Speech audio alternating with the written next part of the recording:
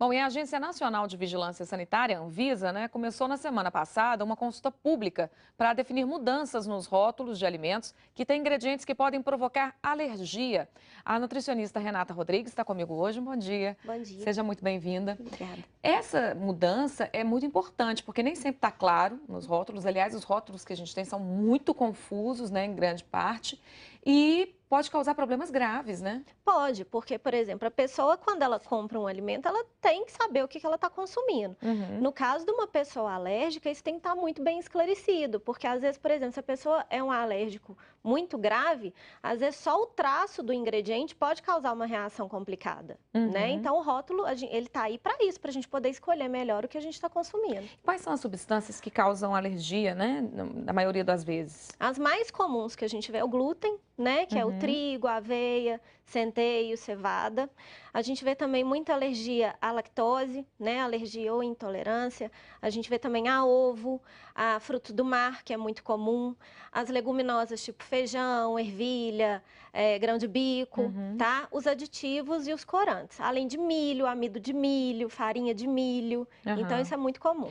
Então, assim, são muitos ingredientes que podem trazer São. problemas, né? Isso. Quais são os sintomas, assim, da alergia quando a pessoa tem alergia? Então, a pessoa pode ter até uma reação leve, tipo só dar uma empolada, até assim, um choque anafilático, um fechamento de glote.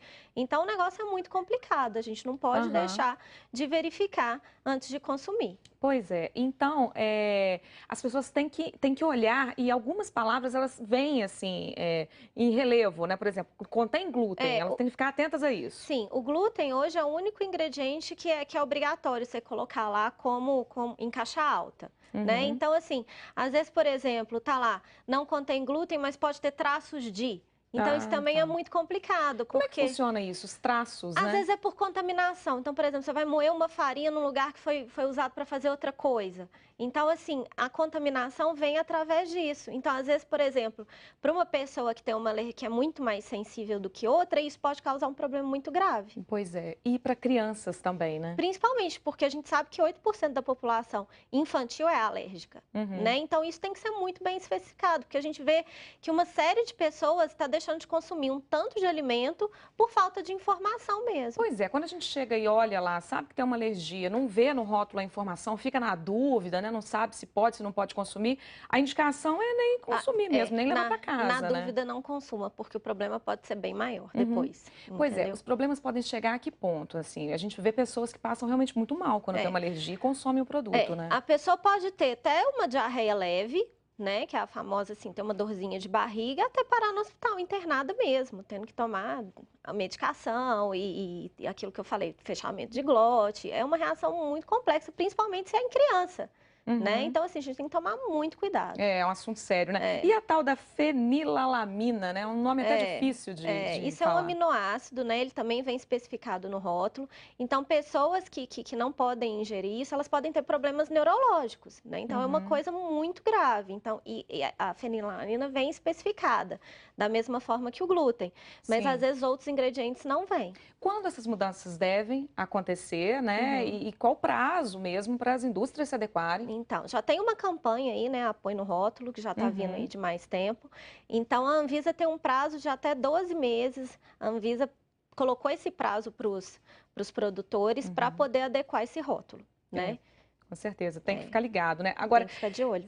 além dos ingredientes que trazem esses problemas de alergia, né? A gente vê nos rótulos, gente, é muito difícil, às vezes, conseguir ler. Vai lá para o supermercado e não consegue ler. Ou então, o que está escrito quase ninguém entende. Também são palavras complicadas, ou faltam informações mesmo. Então, é uma luta, né? É complicado, porque às vezes você acaba levando gato por lebre. Então, por exemplo, o que a gente tem que saber de forma geral, que é que o rótulo é assim. O primeiro ingrediente que está listado é o que está em maior quantidade naquele alimento. Tá? Então, assim, o rótulo vem em ordem decrescente. Olha só, isso nem sempre está explicado, né? Então, por exemplo, o que acontece muito, por exemplo, é com pão integral. Então, assim, às vezes a pessoa compra o pão, tá lá escrito pão integral, sendo que, na verdade, ele não é integral. Né? Quando você vai ver, a maior parte dele é de farinha branca. Então, ter esse conhecimento te ajuda. Farinha enriquecida, Farinha né? enriquecida. Se tiver farinha enriquecida como primeiro ingrediente, você pode saber que esse pão não é integral. O primeiro ingrediente tem que ser farinha integral. E não é todo mundo que tem esse tipo de informação. Pois né? é um negócio complicado É mesmo, né? difícil. Às vezes tem traços de castanha, Isso, traços de... porque então, às vezes, por exemplo, eu já vi rótulo que tem leite e depois vem escrito traços de leite. Uai, Como ele tem. assim? É lógico que ele vai ter traço de leite, se ele tem Aham. leite. Então, é muito complexo. A gente tem que prestar muita atenção mesmo, até que as coisas fiquem mais claras, né? A gente espera que fiquem. É. Muito obrigada, viu, pela De sua nada. participação aqui com a gente mais uma vez. Um ótimo dia para você. Vocês também.